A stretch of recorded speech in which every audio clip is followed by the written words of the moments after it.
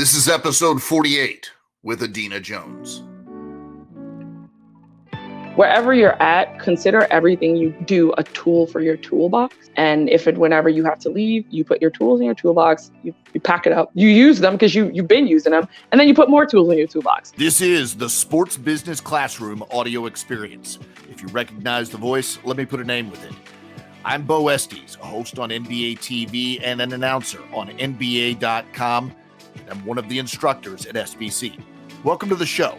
Now, breaking into the world of sports can seem daunting, but if you're looking for a leg up, you've come to the right place. Each week, we talk to top-notch figures all across the industry to bring you lessons and advice to learn from.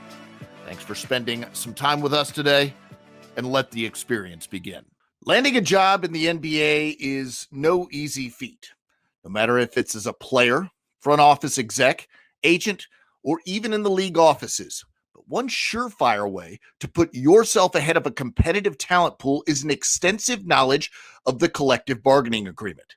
And Larry Kuhn is undoubtedly, and I can't stress this enough, undoubtedly the leading expert on planet Earth on the subject, and he's been teaching the material to teams, agents, media, and students now for over 20 years.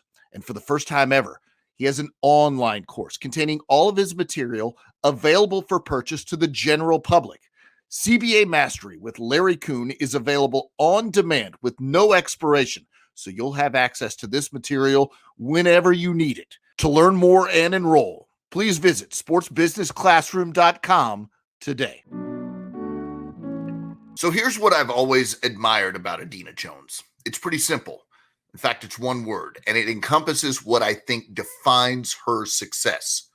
That word is bravery. My career has been defined by a long, slow burn at Turner Sports. In fact, no matter what happens from here, the majority of my professional experience will have been within Turner's walls. But Adena attacked things differently. As you'll hear in the episode, we met at Turner covering the NBA, but Adena bravely left a good job in search of her next step, and then did it again, and again, and then she did it again.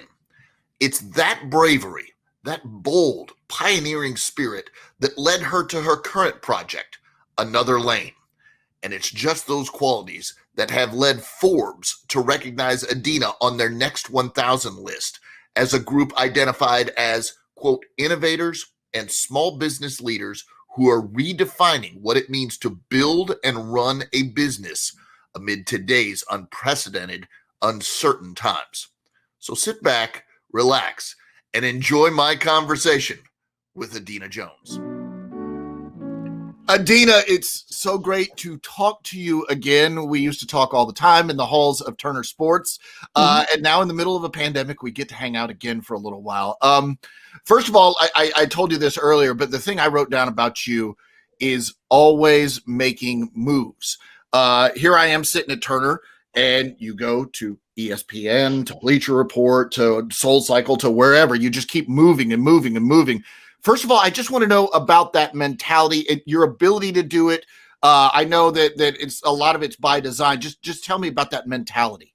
Yeah, as we spoke before, there is a lot of it that was, I guess, I made the decision. But Yeah. as you and I know in media, sometimes the company makes the decision for you when people are laid off or when contracts are not renewed. And I've been at places where I was talent and contract deals. They come and they go.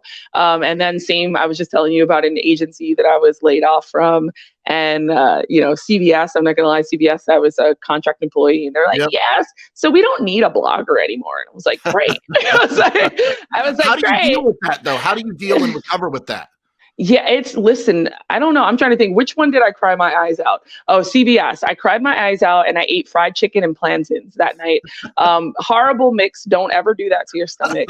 But afterwards, I went hard. I think I was 5 or 6 months looking for a gig. And that's the longest I had ever been without a job. And I am very self-sufficient, and I did not ask for help. And now I look back, When I say ask for help, I didn't ask like monetarily ask for help. Sure. When I look back at it, I'm kind of like, I have a loving family and I'm like, should I have done that? Let me tell you how hard I hustled. I understand that, when an interview happens, if you're the first person to get in front of that person, then maybe, you have a better chance of getting a job. So like if someone said, hi, we're from such and such, we're at Fuse Network and we want to talk to you next week, I drop everything. It wasn't a matter of, oh, let me check my schedule. It was like, no, I'm clearing it because I need the shot. It was to the point where even my now husband and I, we were dating. I think we were like 6 months in, and we had planned a trip to Thailand. It was actually right after I got laid off from that agency. Oh, wow. And it's so funny. I planned the trip to Thailand, and the HR lady was like, you're taking this letting go so easily. And I was like, lady, I was signing my paperwork. I was like, I'm going to Thailand in a week. I don't care. I was like, I cried when I went home and everything, but I was just like, whatever. But while I was in Thailand, Bo, I had set up some interviews with like recruiters and agencies. And I was like at the night market in Thailand. And I told my husband, I was like, we have to get back to the hotel because I have an interview at 4 p.m. Eastern time. But I was in Thailand at 2 a.m. doing an interview.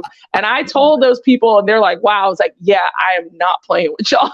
And it was, listen, it wasn't the job that I wanted, but it was a job. And I understand what it is to make money and, see people struggle. And I understand. So I wanted to be financially stable. So yeah, 2 a.m. And then, sorry, I feel like we're going off a tangent, but my mom actually, because I wouldn't always have Wi-Fi while I was in Thailand. Sure. So she was managing my inbox and answering people immediately saying like, okay, I'll check my schedule or here's my resume. Like I wasn't playing. So that's how you deal with it. You cry and then you get up.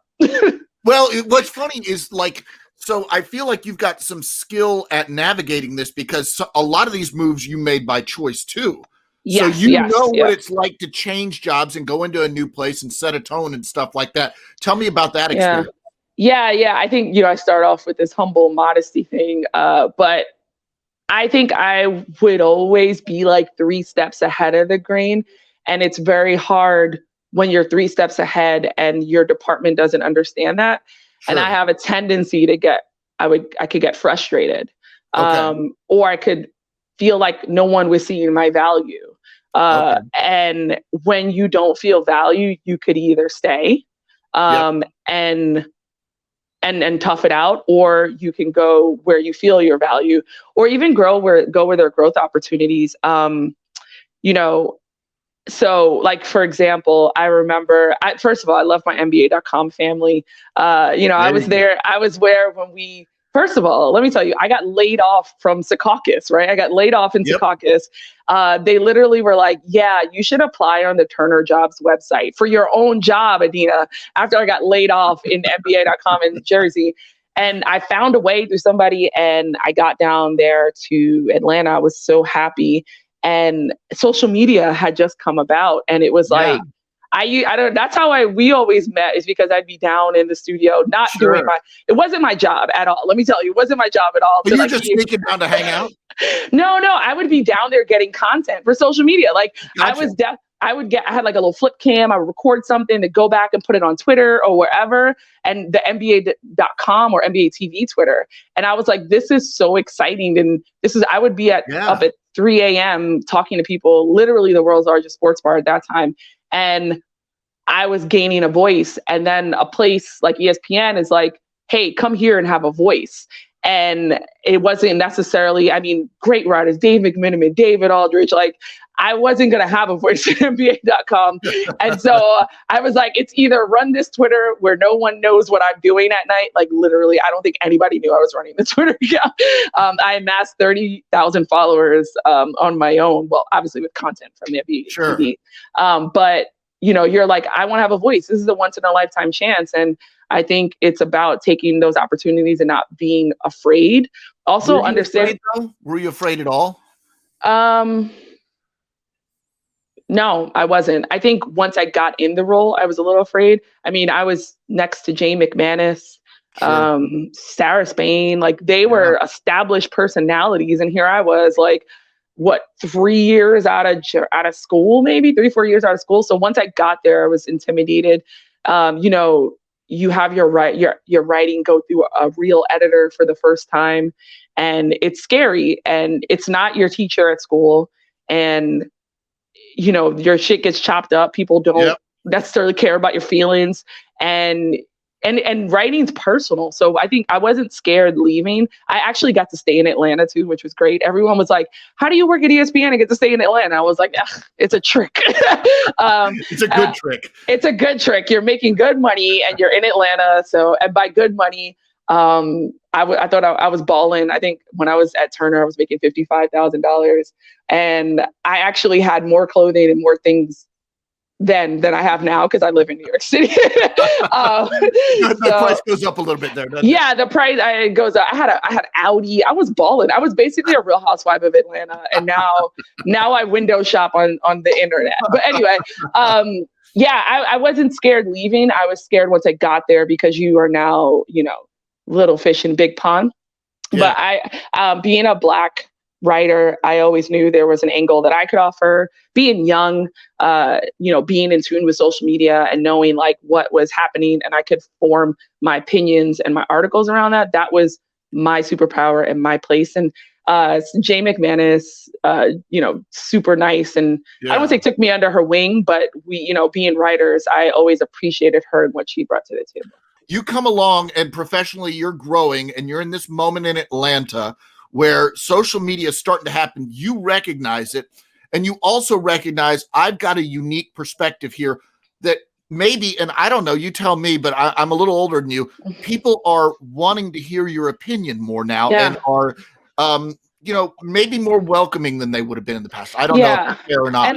And I think I wouldn't have recognized my voice unless someone else told me. It was Rob King. Rob King called me and was like, "Do you want to be part of this new thing?" And I have I have my own blog. First of all, I had a blog. I had adenaandrews.com. And then while I was at NBA.com, I started a blog called the All Ball blog. And I started that because I realized that there were so many off the court things that were happening. And I think being a journalism major, I never really wanted to be a game beat reporter, right? Coming out of Annenberg, I wanted to write features. I wanted to do the things around the game. And that's what I was doing on the All Ball blog. I was like, "Oh, look at Kevin Durant." And, this is back when the Thunder was, I think when we were celebrating them get 3 wins as a team.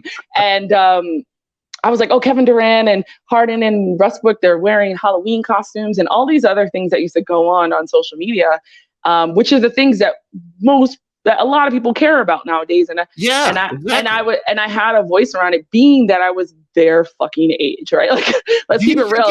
Hey, I'm interested in this. I think other people my age will be interested in this. No, absolutely. Honestly, I'm interested in it. And truthfully, I don't care if you're interested in it. Like, I think at that point in time, I loved writing so much that I was like, I just always had to have a voice. And maybe that comes from my mom always says, like, I always ask my mom, what was my first word? She's like, you mean your first sentence? Like, you've always just been fucking talking. And and maybe hearing one of my Spanish teachers told me, "I swear, Adena, you like to hear your own voice." And maybe she was right. Because she's like, "You just ask questions. So maybe it was like, I just want to write about these things. I think they're fun. If you want to click on them, if you want to retweet them, whatever." And then probably would have stayed, writing in my own blog on the All Ball blog, or, writing here and there with bylines at NBA.com if it wasn't for Rob King to recognize me as someone who was like, "You could have a voice here." And I was kind of like the basketball girl. Like, I think Jane was like the football girl. And then there was another woman. No, there was another woman's football. And everybody just felt like they were in their own lanes in terms of sports. And I was like, I just came from NBA.com. So obviously, like, the NBA was the thing I covered. That was the natural fit, right? Yeah, it was a natural fit. But I love covering the culture around things. Like, you wouldn't find me writing something about the record breaking in terms of history and race. Maybe I'd write about it. But I wasn't here to talk about, the top 3 big men or top 3 big women. You don't need to know who needs to improve their rebounds or stuff. No, I didn't necessarily need to know that. And I remember giving a full presentation at NBA.com about how we were very, very numbers heavy. And there was a whole culture around around off the court things that I think needed you were to. proven right in the long run. I wish I could pull that up. It was a keynote. I'm sure it's somewhere, and it was amazing. It had all the transitions, and I was like, there is more going. And then there was this other guy, Greg Olatka. He was like, so social media actually used to just be the comments. That's what it was, like comments on blogs and message boards. And he was in charge of our community and message board. That was such a big thing. And I used to like cling to him and be like, what are you doing? What are you learning? And so I was happy to have all those puzzle pieces line up. But like I said, shout out to Rob King. Well, you made a good point there. You talked about like sitting there and wanting to know what he's learning. Let's go through some of your jobs real quick and just real quickly. What did you do? What did you learn? Why don't you can just take me through. Take me through the chronology. Start with NBA.com. What did you do? What did you learn? Okay, so there's NBA.com in Jersey. I learned a lot of them. I learned how to cry. So let's talk about that. Our profession is filled with perfectionism, and if you make one mistake, but the great thing about being a woman in sports is that you can cry in the bathroom and no one's there because there's no other women working. So you get to go in the bathroom. I didn't know that was happening. I feel bad. No. Like from 6 p.m. to 3 a.m., I was the only woman at NBA.com, and I could go cry in the bathroom, and it's fine. But anyway, so NBA Jersey. Definitely. I learned more about HTML than I ever knew. So I took one HTML course in college, and all of a sudden I was programming newsletters and homepages at the NBA. And I was like, great, this is what I'm doing. So learned more HTML and just more. I think everywhere for you though. My one HTML class, like thank you HTML IT 101, but it was more storytelling. I definitely learned more about accuracy and things like that. I used to spell trailblazers as 2 words all the fucking time, and I would get in trouble. So learned a lot about accuracy, but when you're working from 5 a.m. to 1 p.m. by yourself, it's very difficult. And move over to NBA.com in Atlanta, and I learned how to hustle to get that job because I was, like I said, laid off, but found a way. Shout out to Emmanuel Ajay-Kun for helping me out with that. And moved down there. I was never afraid to get up and go and move. And now that I talk to a lot of young people, they're always afraid to leave where they're at. And I'm like, why? That's a great question, though, because I think what makes you not afraid? I don't get it. You're so confident in making moves. Yeah, I think, I left Brentwood, Long Island, and went halfway across the country. Over across the country. And I was like, bye. Like, I don't know whether it's because my mom sent me to a bunch of summer camps when I was younger. I was like, I'm going to have the ride of my life. I think I just never really worried about it. I was very always in the moment moving forward. I also hated USC for the first 6 months, but now look at me. And so that's different now. Yeah, exactly. So, I wasn't afraid to get up and go to Atlanta. I was excited. And it also helps that Turner paid for me to move. So that was always great. Like when someone's offering to pay to move, I'm like, I don't understand. You're 23. And I get it, ties to family and everything like that. But in our field, there are only so many jobs. And you gotta go. Now, if you're in New York, you could stay here and hustle for a while and try to get the jobs. But once you feel like you exasperated them, you gotta try something else. And then so at NBA.com, I definitely learned. I found a voice, and once again, hustling all the way. You definitely learn how to operate under, I don't want to say worse conditions, because when you work a 5 a.m. to 1 p.m., you learn how to work sleepy. And then when you work from a 6 p.m. to 3 a.m., you learn how to work sleepy. So each one. There's never a normal shift. No. And then I only had Tuesdays and Thursdays off. So like, what's a weekend, right? So you learn how to be a little self-sufficient. I also went to grad school at the same time. So time management was a really, really big thing that I learned there. I went to Georgia State while I was there. Turner paid for my schooling. And then from that to ESPN, learning not to take things personal, even though as a writer, your writing's very personal, and you kind of understand that the world does not revolve around you. Like you may think your editor's going home thinking about how horrible your work is, but guess what? They're not. they're just not. They don't have time for that. They don't have time. They probably edited 17 other things that day. Meanwhile, I'm crumbling at home. I also learned, carry myself as professional. But I really feel like USC prepared me for that. I was at my first US Opens, never covered tennis. And I was like, okay, how do we keep score? What are we doing? Oh my God. But really like just learning some sports, but also leaning into my strengths. Yeah. I mean, there were a lot of times where ESPNW just let me write about experiences as a Black woman, and I loved those, and I offered a different appeal that way. So definitely dug that, but definitely learned about the hustle and what it is to that. Like I said, the world doesn't revolve around you. Get your work done, and also what it's like to work in the machine, right? ESPN Oh is yeah. ESPN is such a huge machine, how to work in it, but also how to work it and how to take advantage of the different parts of it. I had my first like on air appearances there, which I was like, yeah, not Nice. for me, not for me. Oh, you don't like it? No, I think what it was is I needed more practice, and Yeah. I hired a broadcast coach, but just needed more practice. You And hired a then broadcast coach? I hired my own broadcast coach. You tackle everything, Adena. You I tackle did. everything head Well, on. it's because someone told me I wasn't good, and I was like, no, I'm gonna get better. It's like, Yeah. and it was somebody at ESPN, and we had a broadcast coach at ESPN, but he was very, very busy with people who were on air 10 hours a day, right? And me, I wasn't a priority. So I was like, fine, I'm gonna hire my Who was own. it? I think I know who it is. Was it John? Yes, John. What was his last name again? So what? Sawatsky, the Sawatsky Yeah. course. Yeah, I took that course with Josina Anderson, and it was really more about interviewing. And now to this day, did you take the Sawatsky course? I've seen it. Yeah, I've seen it. I didn't Yeah, take it's it. he always highlights what a poor interviewer Barbara Walters is. Like that's the biggest running joke in the class, and I loved it. And then from ESPN I actually worked at the Shadow League for a hot minute. That was great, and that was that intersection of African American sports and culture and sports and music too.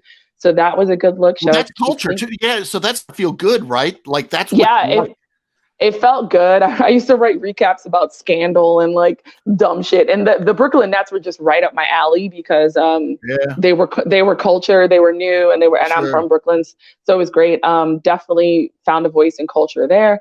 From the Shadow League, went to CBS. Was it CBS Sports? Yeah, CBS Sports, and that was an interesting place. I did feel a little bit dejected at times, but I also learned.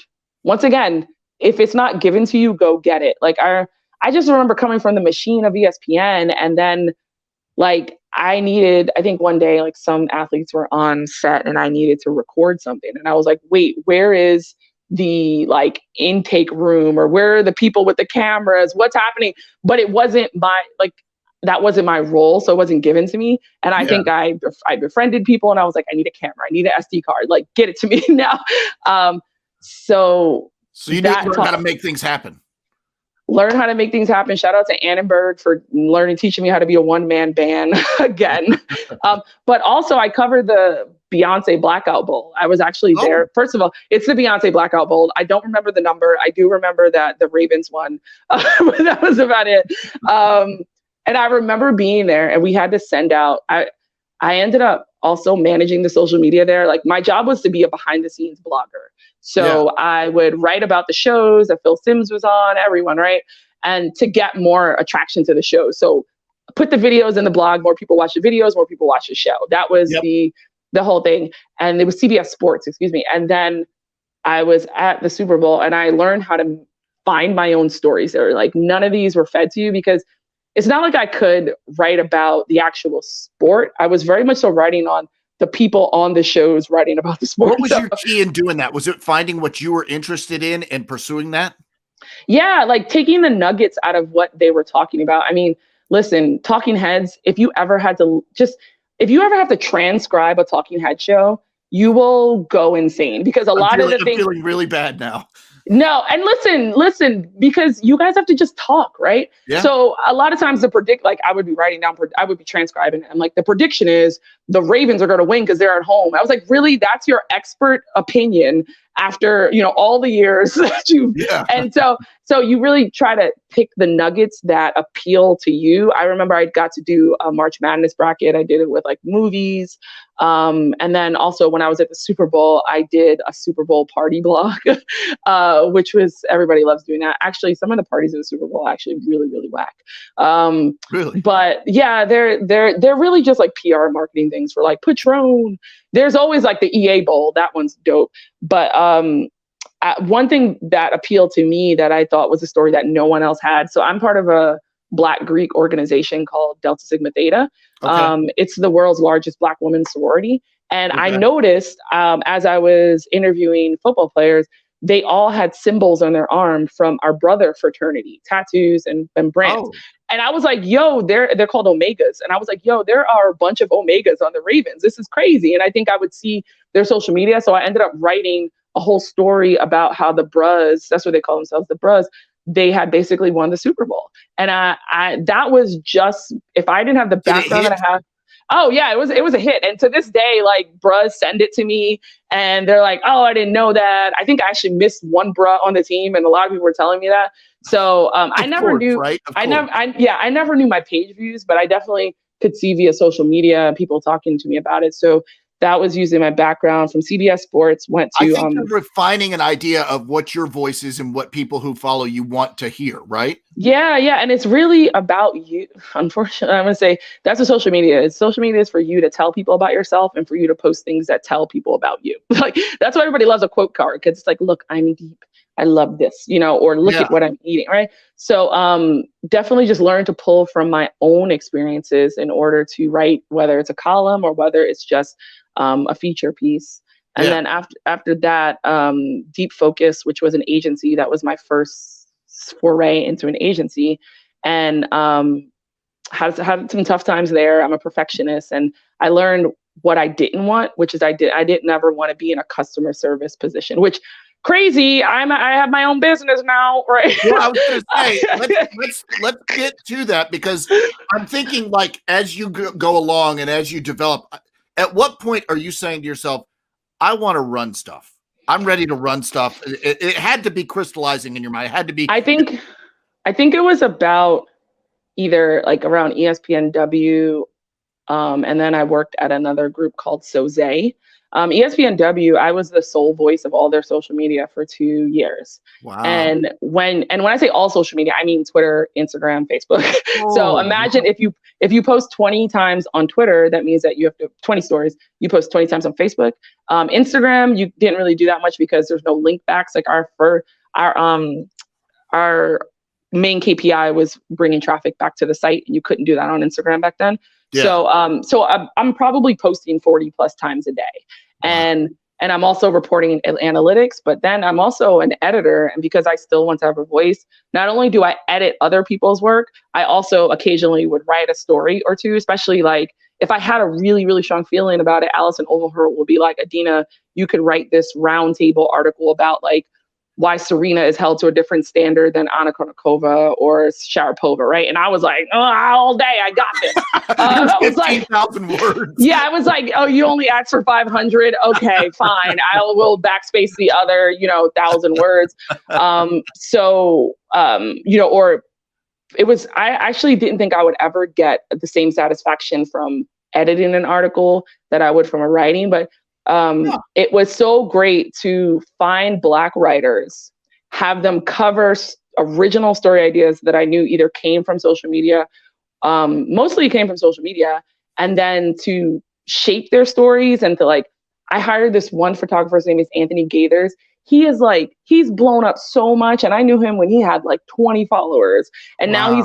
now he's like photographing Knicks events. He photographed John Lewis, like, and finding them to tell different stories. I got the same satisfaction that I did seeing my own name. But at that point in time, when you are managing so many different aspects of social media, you start to have the inkling to think that possibly I could run something. And then when I became the director of social media at another agency, I was like, okay, there's only 9 people at this agency. And if this person can do it, I certainly can do it. So there's the idea. Now I can get this done. Now I want you to tell me about your latest venture. I'm excited about it, and I think I've been talking to you about it since I first heard about it. Yeah. So tell people what you're doing now and why you've decided this as your path forward. Yeah. So right now I am the CEO and co-founder of Another Lane. We're the premier destination for dope kicks. We help create an epicenter of sneaker culture that provides unique offerings to insatiable collectors just like us, just like me. Yep. And we just finished the Techstars Boston Accelerator, which is harder to get into than Harvard. Only 1% of the applicants get in. Yeah. And we were one of 10 in our cohort. And, Techstars Boston is behind us. And what we're focused on right now is building community around the sneaker world, right? Building community and providing services to sneaker collectors that they don't necessarily get right now. The sneaker world has become very transactional, whether good or bad. That's why we're offering another way of participating in it. What differentiates you from everybody else, would you say? Yes, as they, want to, I was gonna say some people call it defensible position moat. You gotta forgive me. I've been in like this VC world for for the last 3.5 months, and so like that's how they talk. Yeah. But what makes us different is that yes, we have a marketplace. Yes, if you want to buy, sell, or trade your shoes, a big market. Yes, it is. Well, yes, the sneaker resale market is super big right now. I believe it's at $6 billion globally. But I definitely know it's supposed to be at 30 billion by 2030. Jeez. So it's fivefold in 9 years. Yeah, exactly. And it's one of the many places that did not see a downturn during COVID. So especially because it's e-commerce and we all got stuck in our homes and buying things. So what makes us different is that, like I said, yes, we do have a marketplace, but it isn't our only offering. We offer a whole host of other services and what I consider white glove services.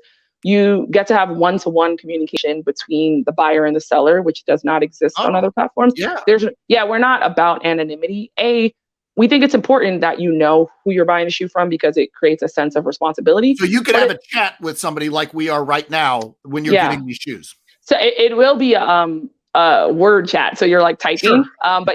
And then also a lot of people just have questions about shoes, not just they're like, yo, where'd you get it from? What's the history behind this? And like and that actually makes a shoe more valuable. So you can actually tell a story about a shoe either in a description or talking to someone. And you could even bargain the price if you want to, right? Like sometimes you have a customer and you want to bring it down $50, cool, you can do that right here. But then also outside of the marketplace, there's all these unique, what we call white glove services. So if you're a member of another lane, we're going to do digital marketing for you and your shoes. Like who else can say that you'll see your shoes in an Instagram ad or you'll see your shoes on a Hulu ad, right? Like, and on every ad, it'll say like from the collection of Bo, because we want to be in the background. It's all about our members. You also have a unique URL to your store that you can send to people. And listen, we call it a store, but if you just want to display your kicks and show how dope you are, you can do that too as a member, and you don't necessarily have to sell them. And then on top of that, maintaining a sneaker collection is hard. And so it's a community and a store, really. It's a community.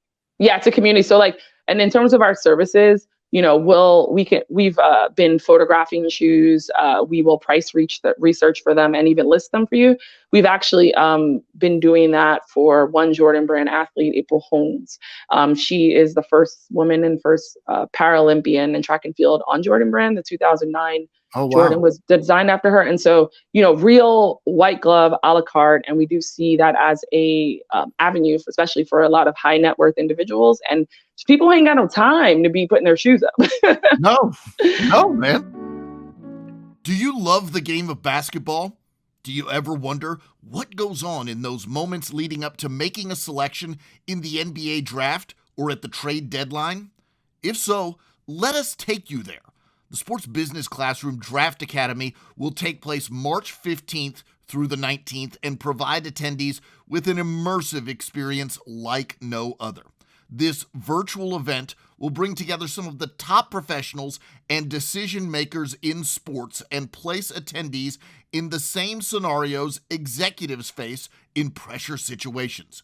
Courses and event exercises will focus on free agency, the draft, trade deadline, player evaluation, salary cap, and much, much more. So here's your chance to prove you have what it takes. Invest in your future and sign up right now.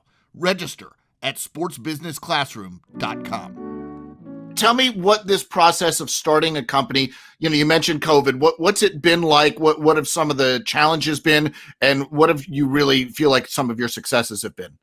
The challenges have been being locked in your house. I We all quit. have that one. I quit my job January 17th of 2020. And actually I started out with Jones Digital, running my own social media agency. Like I was saying, I could do this, but simultaneously doing another lane. And then once we got into Techstars, I had to fully dedicate myself to it.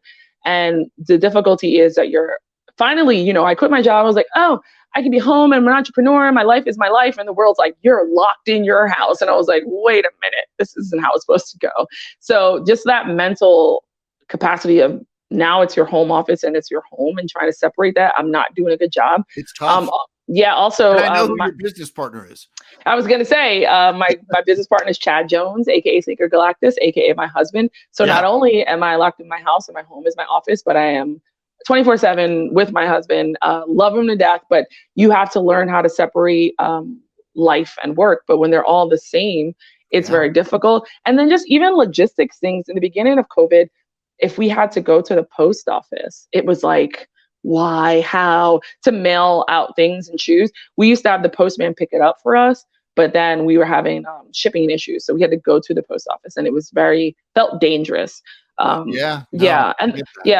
then also, you got to step up your digital marketing game. It is the only way that you can do this during COVID.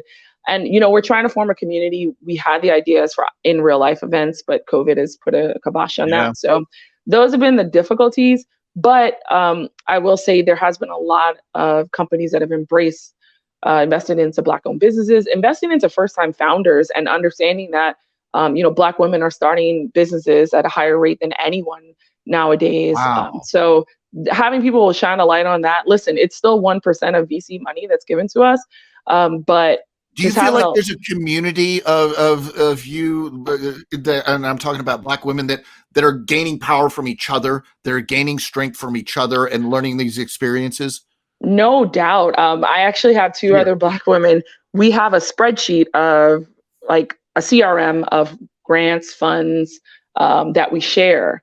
And every time one other person sees one, we add it into this CRM, and then we put a date on it, and then we say, like, did you apply? We have a shared CRM. Oh, okay. And that is, and I hate acronyms. It's a customer relations manager, I feel like that, or content. Listen, I'm using an acronym and I don't even know what the fuck it means.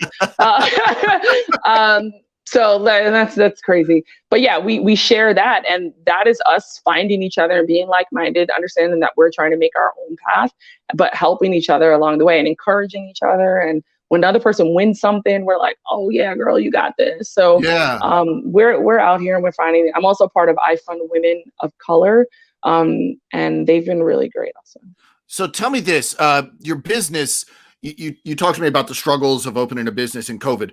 I'm sure you and your husband are pointing towards, when this is over, what steps do we want to take? So what are some of those things that you're hoping to do once the world opens back up, hopefully soon? Yeah, obviously, I think sneaker worlds are nothing without the in-person events. And so bringing those back and making them feel exclusive. Also, we want to travel and we want to touch our community, whether that's going to local sneaker stores in other cities and spreading the word about another lane or making partnerships with them. We want to get out and touch people.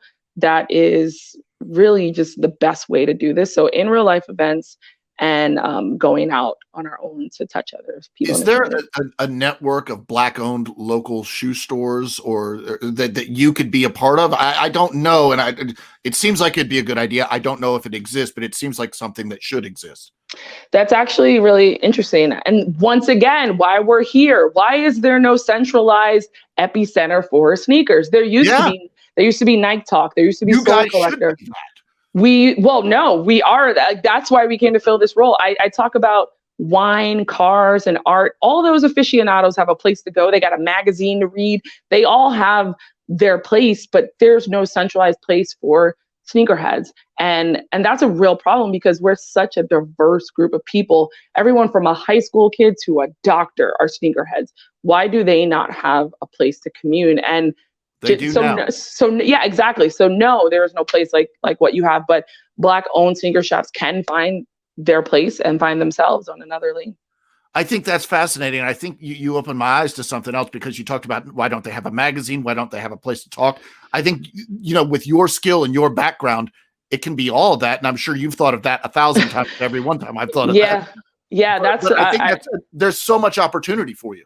Yeah, that's how I see, Chad and I, why we're such a great team is I'm a storyteller and it's what I do. And then Chad has the great story and the knowledge, and you combine those two and it's like, it's dynamite. A lot of people have great ideas in this world, but do they have the means to have people participate them and the skills to participate? And that's kind of what I've been doing my entire career.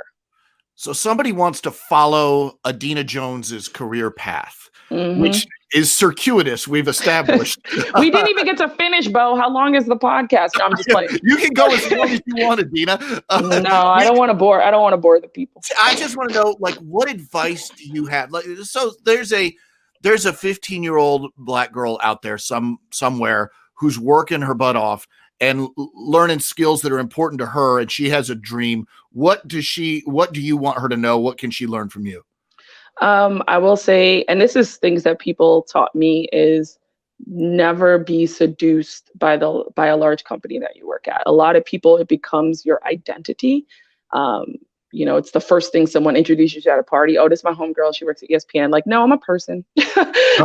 So don't be seduced and don't let it become your identity, because if and when it's ever taken away from you, it'll be a problem. And then also you won't want to grow because it is part of your identity. So don't do that. And then also, wherever you're at, consider everything you do a tool for your toolbox. And if and whenever you have to leave, you put your tools in your toolbox, you pack it up like a plumber, and you go somewhere and you use them to the best. You use them because you've been using them, and then you put more tools in your toolbox. Those would be the two things that I advise. But also, I would say something I feel like I did not do is advocate more for yourself and what it is you want, so that no one could ever say I didn't know that's what you wanted. But advocate. I know it's easier said than done, especially as a Black woman. People consider us being vocal, being aggressive, sure, or non-compliant, and it's easier said than done. But do try your best to advocate for yourself. I'll be honest. When I asked that question, I thought it a sort of poetic question, and I didn't expect a plumber metaphor. But there's always. I've actually, in the world of fake news, I've compared journalism to plumbing. I think you should have a license to. I just like, why someone who's fixing my sink has to have a license to do that. But to spread information around the world that controls how we think and how our society moves, there's no license for it. And I just watched an HBO documentary about fake news and the spread of disinformation. Yeah. Oh my God, it'll drive you fucking crazy. It's crazy, right? It's crazy. And I think about how I dedicated 4 years and 4 years of school, and then after that to this career, and it's become a mockery. And I hope it gets back to what it's meant for. Yeah. And so I just think people should have licenses for journalism, just like plumbing. Done. Now, that's an interesting take. That is an interesting take. Yeah. So some technologies, I know that when we set up this interview, we used a technology that you're a fan of, but some technologies that you've come across in your career that help you and make you more efficient and make you better at your job. Is there anything in your mind that you can think of that helps you? The scheduling thing was fantastic, but what else? The scheduler I used? Yeah. Was it? Yeah. So it's called Mixmax, but there are actually a number of them. And I discovered Mixmax when I got into this whole tech VC world. I was like, oh, they've been using this. Like, in media world, we're still asking, are you free on Friday? What times? And we're going back and forth. And it's ridiculous. Other people have Calendly, or you can use HubSpot, which is pretty expensive. But yeah, having some type of calendar software will save you a bunch of time. Other technologies that HubSpot, I'm just getting into because it creates a pipeline for my customers where it's like, hey, you signed up. Now you get an automatic email. Now you get an automatic text. And we're hiring a digital marketing manager now to manage that. But that, and I don't know if Twitter is considered technology. It's given me so many opportunities. It's helped me keep in contact with people like you. Yeah. So I'm trying to think, is there anything else that I just couldn't live without? There's this other, Asana. Oh my God, Asana. What's that? It's a project management tool, and literally Like some people ask, what did you do today? I'm like, I don't know. Let me look at my Asana. Like, I don't know what I've done all day until I go back to my Asana and see where I checked off things that I completed. How do Or people find that? Just it's in the App Store, ASANA, and ASANA. it's basically a highfalutin checklist, but it can do so much more. I'm thrilled you said highfalutin. Yeah, it's a highfalutin, and it can do so much more. It can make like a whole, if you have a project with multiple people on it, you can see like, okay, so the video time will take this much to record across your calendar, and then it's like a Gantt chart almost. Yeah. And then you can see what time we need to edit. And so it's been really helpful to me in a bunch of different careers I've been in. So Asana is definitely my jam. And when you complete a item, a little unicorn flies across it's my favorite. Yeah, that's the reward you need, right? Yeah, it's a unicorn. Last thing, any books or anything like that have been important to you in your life that you would recommend to people that may listen to this podcast? Any favorites? If you're on the entrepreneurial journey, I mean, people recommend books to you all the time. I just finished Shoe Dog, which was fantastic, and I finished That Will Never Work by the president and CEO of Netflix. Okay. And it just shows you like nobody knows what the fuck they're doing when they first start this out. Love the title, by the way.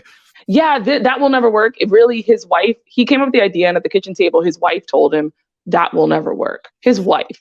And I was like, way to rub it in her face by making it the title. That's crazy. So it was great. And then any other books that I can think of, Venture Deals. I think anybody who's ever trying to get into this VC life, Venture Deals is a must read, and they will tell you. So those would be the three. Beautiful. Okay. And then the last thing I want to know, how can people find you? How can people get into Another Lane? And then tell me about membership benefits.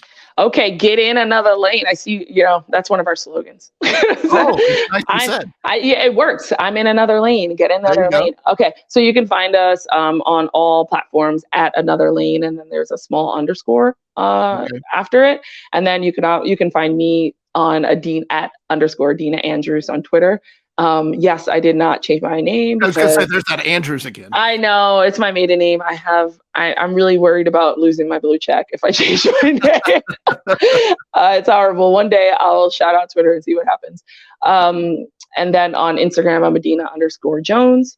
And also membership benefits. So you can be what we call a protege, which is just someone who wants to buy and has no interest in setting up a store. And then if you become an insider, you'll have access to our monthly newsletters. You'll have access to have one-on-one chats with people, take advantage of our services with digital marketing for your shoes, and have your own unique store URL. And then obviously when we start to get into in real life events, and then we're offering different perks to different sneaker providers and services. So you'll get to take advantage of those in our membership benefits.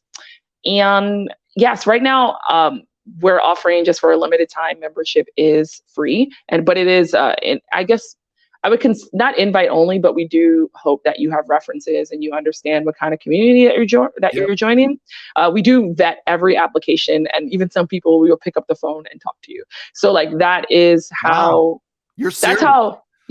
That's how, like, not want to say clean, but how quality we want this community to be. It is about quality, not necessarily quantity here. Sure. And also, if you are buying or selling your shoes, we don't have any transaction fees on your shoes. That is a big thing. Oh, that's great. Yeah. Right now, you put a shoe up for $200 outside of credit card fees and shipping, you will get the value of your shoe back. Yeah. Well, I'm excited for you. I'm thrilled. Thank you. Thank you, bro. And I can't wait to see, as I told you, we have a deal. Once you buy the Brooklyn Nets, I just get to be an announcer there or something like that. Copy that. What I would like, let's work together on like what your catchphrase is going to be, right? We want something. Sure. We can workshop it. No, I'm not afraid of a catchphrase. Yeah. Something like a dos minutos, but like more Brooklyn, like we'll definitely work on I'm it. gonna have to lean on you for the Brooklyn. Yeah, exactly. But no, I got you. And Bo, you don't know how special and valuable it is to me. Listen, we were in 2 different buildings, working all night, and possibly on the days when I would come down and steal pizza because we didn't have any. See you walking down those stairs. Yes, down those stairs. I didn't have .com. They didn't feed us, but they fed you guys at TV. I think it's just because you guys could be there all fucking night. I mean, I could too, but you guys were there a lot. So I would come down and steal some pizza, and just or I would come down and grab some social media content from the studios. And in those moments, for me to have made some type of impact on you, but also you too. Like, I always used to love being like, I know that guy, the voice, that's him. I know him. And I would just watch you like in the booth of your work. I'm like, this shit is crazy. This is amazing. Anything I do is gonna be crazy, Adena. You know that. Yeah, I know. I'm like, they're just in the booth, voicing the highlights. Like it was all amazing to me. But like I said, it's really touching that even in those small moments that you made an impact on me, and I did the same. So I really appreciate you for reaching out. Thank you so much. Like I said, I'll be following the journey. I'm so excited. All right. Be ready. I don't know how we're going to get you to be an announcer from Atlanta, but we'll think about it. We'll work it out. You can make anything happen. It's a great and wonderful place. Always making moves, especially for you. See you, Adena. All right, no doubt. Bye. Bye-bye. Thanks again to Adena, and thanks to the growing numbers out there that are now enjoying our show. Believe us, we see it. And remember, if you like the experience, give us a rating, like the show, and please subscribe. Also, if you want to reach out directly, I'm active on Twitter at NBABeau. That's NBABEAU, as is the Sports Business Classroom at Sports Biz Class. Thanks so much for listening, everybody.